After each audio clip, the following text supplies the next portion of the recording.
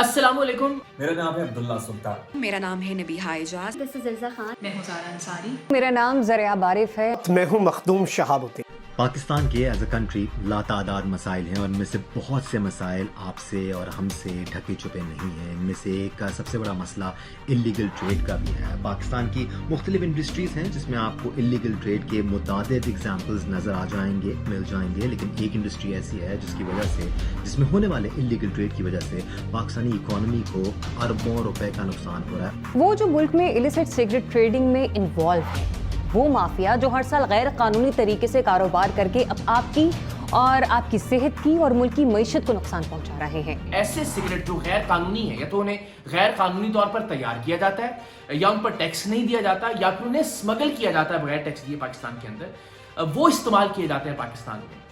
पाकिस्तान में फरोख्त होने वाला सिगरेट का हर पैकेट, इस पे हुकूमत ने एक हद मुकर्रर कर दी कि सिगरेट के हर पैकेट पर 42 रुपए और 11 पैसे कौमी खजाने में टैक्स की सूरत में जमा होंगे, और इसीलिए सिगरेट का कोई भी पैकेट पाकिस्तान में ऑलमोस्ट 63 रुपए से कम में फरोख्त नहीं किया जा सकता। लेकिन ये कोने वाली दुकान पे जाके देखें, 30 रुपए में सिगरेट का पैकेट मिल जाएगा। ऑक्सफोर्ड इकोनॉमिक स्टडी के मुताबिक एशिया के 16 ममालिक में से गैर कानूनी सिगरेट की फरोख्त में पाकिस्तान सबसे पहले नंबर पर है। पाकिस्तान में 2 टबैको कंपनीज का मार्केट शेयर 60% है और ये टैक्स का 98% अदा करती हैं, जबकि दीगर तमाम तर कंपनीज जो हैं उनका मार्केट शेयर 40% है, लेकिन वो टैक्स का सिर्फ 2% अदा करती हैं। ऑक्सफोर्ड इकोनॉमिक्स के मुताबिक ये तमाम तर गैर कानूनी सिगरेट्स की फरोख्त और इन पर टैक्स की अदायगी का ना होना मुल्क की मईशत को सालाना 44 अरब का नुकसान पहुंचाता है। 2017 की एक स्टडी के मुताबिक आपको ये जानकर हैरत होगी कि 80 अरब सिगरेट स्टिक्स पाकिस्तान के अंदर इस्तेमाल की गई, यानी 80 अरब सिगरेटों का इस्तेमाल किया गया, और उसमें से 32.6 अरब सिगरेट्स ऐसे थे जिन पर कोई टैक्स नहीं दिया गया, यानी या तो उन्हें स्मगल किया गया या फिर गैर कानूनी तौर पर उन्हें पाकिस्तान में तैयार किया गया और उसके ऊपर कोई टैक्स नहीं दिया गया।